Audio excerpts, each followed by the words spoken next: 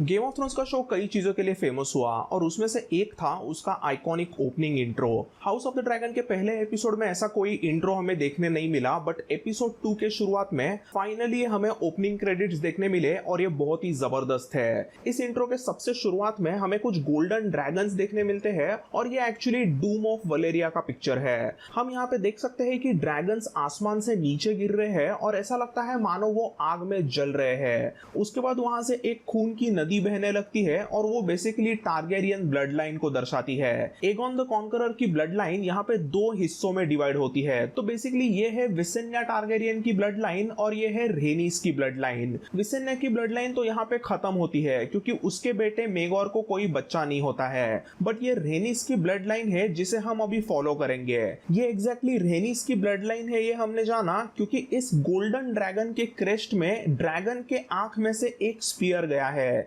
जो कि मिराक्सस ड्रैगन को सिग्निफाई करता है। एज वी नो, डॉर्निशमैन ने हेलहोल्ड के टाउन में मिराक्सस की आंख फोड़ दी थी और मिराक्सस नीचे करके मारा गया और उसके साथ साथ एगोन द कॉन्करर की प्यारी पत्नी रेनिस भी बहुत ही गंदी तरीके से मर गई थी। यहाँ पे फिर ब्लड लाइन आती है एंड दैट इज एनिस का सिंबल। और फिर यहाँ पर हमें जहेरिस और एलिसन के 9 टारगेरियन बच्चों के अलग अलग 9 ब्लड लाइन्स देखने मिलते हैं। फाइनली ऐसे करते करते ये ब्लड लाइन और एक गोल्डन क्रेस्ट पे आती है जहां पर 3 सर्कल्स एक दूसरे में इंटरलिंक्ड होते हैं। ये है राइनीरा का सिंबल, क्योंकि हमने फर्स्ट एपिसोड में देखा कि ऐसा ही कुछ वलेरियन स्टील का नेकलेस उसे डेमोन ने गिफ्ट किया था। लास्ट में house of the dragon show का लोगो रिवील होता है और बीच में हम टारगेरियन सिजिल को देख ही सकते हैं जिसमें सारी टारगेरियन ब्लड लाइंस एकजुट होती है। इसके बाद शो के पहले विलन क्रैप फीडर क्रेघास ड्रहार को टीच किया जाता है। उसे क्रैप फीडर क्यों कहते हैं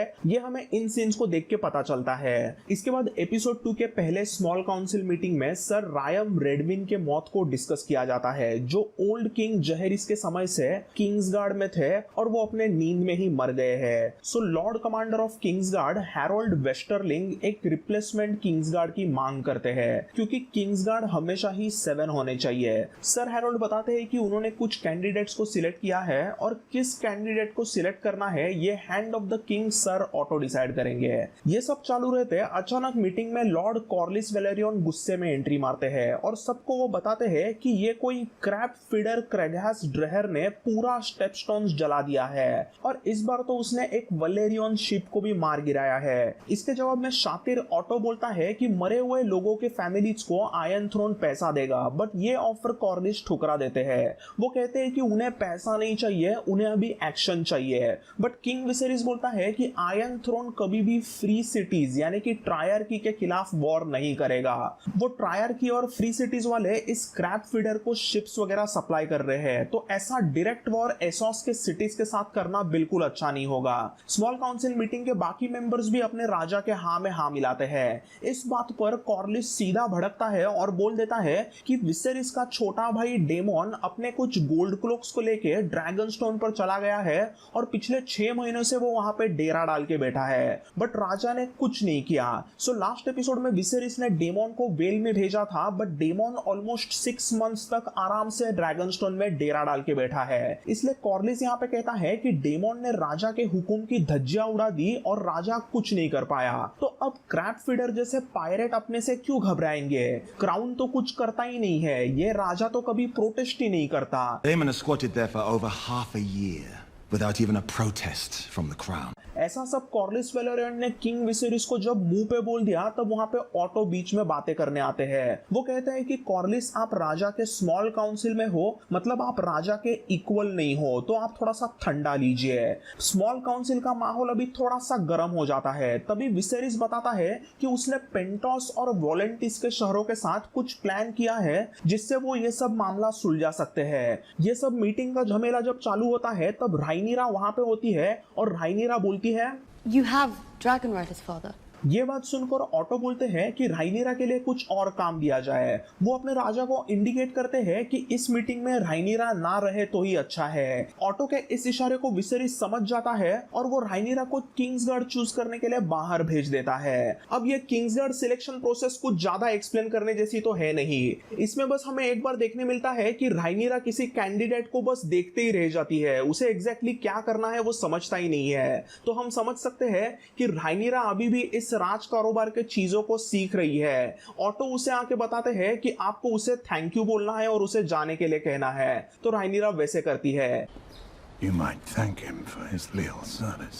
इसके बाद में और एक किसी कैंडिडेट को इंट्रोड्यूस कराते समय सर हैरोल्ड कहते हैं कि वो बंदा 8 and 10 में नाइट बना था। तो इसका मतलब वो बंदा 18 ईयर ओल्ड होने के बाद में नाइट बना था।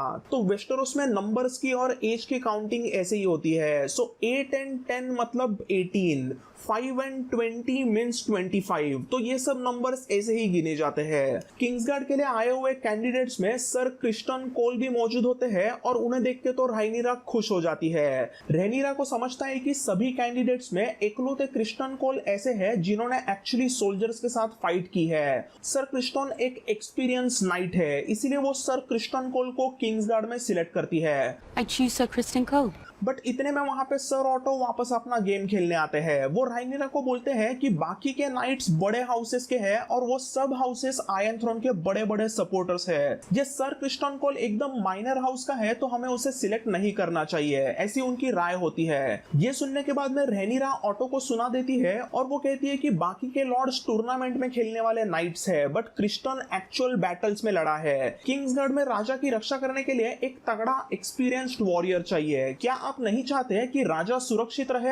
ऐसा कहकर राइनीरा ऑटो को ताना मारती है और सर क्रिस्टन को ऑफिशियली किंग्सगार्ड में लेने का हुक्म देती है। फिर नेक्स्ट सीन में हम देखते हैं कि एलिसेंट वापस विसेरिस के साथ में फ्लर्ट करने आई है और यहाँ पर विसेरिस उसे वलेरिया शहर के ग्लोरी डेज के बारे में बताता है। Valyria was the greatest power of the known world, ऐसा सब उसे वो बताता है। उनके पास हजारों ड्रैगन्स थे और इतने सारे शिप्स थे कि समुद्र कम पड़ जाएगा।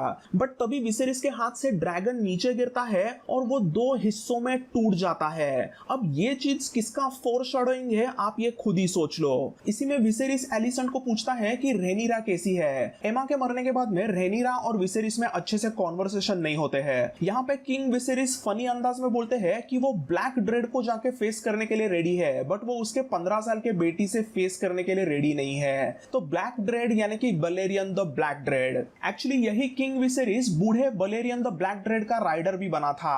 बट उसके राइडर बनने के बाद में सिर्फ 1 साल बाद बलेरियन मर गया था और विसेरिस उसके बाद में किसी भी दूसरे ड्रैगन से कनेक्शन नहीं बना था। विसेरिस यहाँ पे ये भी पूछता है कि क्या एलिसेंट उनके ऐसे मीटिंग्स के बारे में राइनीरा को जाके कुछ बताती है क्या? तो एलिसेंट नहीं बोलती है। सो राजा और एलिसेंट के बीच में पिछले 6 महीनों से ऐसे ही कुछ सीक्रेट कॉन्वर्सेशंस या कहो सीक्रेट डेट शुरू है। फिर इसके बाद में जस्ट अगले सीन में हम किंग्स लैंडिंग के एक सेप्ट में राइनीरा और एलिसेंट को मिलते हैं। इन दोनों के कॉन्वर्सेशन में यहाँ पर इमोशनल राइनीरा का सीन काफी पावरफुल था। किंग विसेरिस हमेशा अपने बेटी राइनीरा को एक नादान भोली भाली लड़की की तरह ट्रीट करता है तो वो सोचकर राइनीरा इमोशनल हो जाती है। I want him to see me as more than his little girl.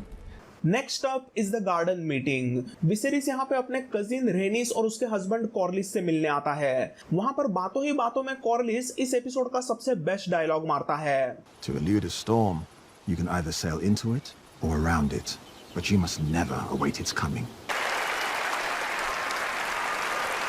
तो तुम्हें जब तूफान आने की चेतावनी मिलती है तो तुम या तो उस तूफान के साइड से निकल जाओ या फिर उस तूफान के सीधा अंदर घुस जाओ। दोनों में से एक चीज करो बट तूफान का कभी भी इंतजार मत करो। ऐसा कुछ धुआंधार डायलॉग यहाँ पे कॉर्लिस मारता है और ये सुन के तो विसेरिस शॉक्ड हो जाता है। बट उसे असली शॉक तो तब आता है जब कॉर्लिस अपने 12 साल के बेटी लेना वलेरियन का हाथ मैरिज में उसे ऑफर करते हैं। कॉर्लिस कहता है कि अगर विसेरिस लेना से शादी करेगा तो वलेरियन वलेरियंस और टारगेरियंस के बीच में एक रिश्ता बन जाएगा जो इस रेल्म के लिए बहुत इंपॉर्टेंट हो सकता है। फिर उसी रात अपने चेंबर में विसेरिस इस अजीब से मैरिज प्रपोजल के बारे में ऑटो और ग्रैंड मास्टर मेलोस को बताते हैं। यहाँ पर हम देख सकते हैं कि आयरन थ्रोन के कट्स के वजह से विसेरिस के लिटिल फिंगर पर कुछ घिनौना जख्म हुआ है। ये जख्म एग्जैक्टली क्यों बढ़ रहा है इसके बारे में कुछ ज्यादा पता नहीं है, बट यहाँ पर ग्रैंड मास्टर मेलोस भी विसेरिस को बोलते हैं कि लेना से शादी करना एक अच्छा डिसीजन होगा, क्योंकि हाउस वलेरियन और हाउस टारगेरियन दोनों वलेरियन वंश के हाउसेस है और ये गठबंधन बहुत अच्छा साबित हो सकता है। इसीलिए अगले दिन विसेरिस लेडी लेना वलेरियन के साथ में डेट पे जाता है और ये लेडी लेना मतलब 12 साल की बच्ची होती है और इस शो का ये अब तक का सबसे बड़ा चेंज रहा। एक्चुअली बुक में लेना इस समय यही कुछ 21 साल की थी, बट यहाँ पे शो में उसे 12 साल का दिखाया गया है। बुक में एक्चुअली लेना वेलेरियन रेनिरा से उम्र में बड़ी है, बट शो में तो उल्टा ही दिखाया गया है। एनीवेज, लेना वेलेरियन यहाँ पे विसेरिस को ड्रैगन के रिलेटेड क्वेश्चंस पूछने लगती है और वो खास करके वेगार नाम के शी ड्रैगन के बारे में पूछती है। सो ये वेगार ड्रैगन मतलब एक जमाने का विसेन्या का ड्रैगन, और फिर उसके बाद में विसेरिस के पिता बेलोन का भी ये ड्रैगन था। एक्चुअली था नहीं, थी। वेगार एक्चुअली एक शी ड्रैगन है और बलेरियन द ब्लैक ड्रेड के बाद में इतिहास का वो सबसे बड़ा ड्रैगन माना जाता है। और हमें इस कॉन्वर्सेशन में पता चलता है कि वेगार ने नैरो सी में किसी आइलैंड पर अपना घर बनाया है। दूसरी तरफ रेनिरा किसी टावर में से देखती होती है कि कैसे उसके पापा दूसरे शादी करने के फिराक में है। वो देख के रेनिरा वहां से निकलती है, बट लेना की मां रेनिस भी वहीं पे होती है। रेनिस यहाँ पे रेनिरा को थोड़े से ताना मारना शुरू करती है। रेनिस पूछती है कि किंग विसेरिस शादी कर रहे हैं, ये देख के तुम्हें दुख नहीं होता, तुम्हें गुस्सा नहीं आता, क्योंकि तुम्हारे पिता जरूर शादी करेंगे और उनके जरूर बेटे होंगे, और जब वैसा टाइम आएगा तब तुम्हें कौन पूछेगा, क्योंकि हिस्टोरिकल ऑर्डर ऑफ थिंग्स के अनुसार किसी भी बेटे को बेटी के पहले पूछा जाता है। रेनिरा उसे बताती है कि वो हेयर टू द थ्रोन है और जब वो क्वीन बनेगी तब ऑर्डर ऑफ थिंग्स को बदल दिया जाएगा। रेनिरा कहती है कि मेरे सामने वेस्टेरोस के सभी लॉर्ड्स ने घुटने टिकाए हैं और सब ने मुझे हेयर माना है। इसके रिप्लाई में रेनिस एक तगड़ा डायलॉग मार के रेनिरा की बोलती ही बंद कर देती है। But they bent the knee to me and called me heir to the throne. Do you remind your father's men of that as you carry their cup? रेनिस Rhaenyra को कहती है कि तुम स्मॉल काउंसिल में जब सबके कप्स उठाती हो तब क्या ये सब सोच के घूमती हो क्या?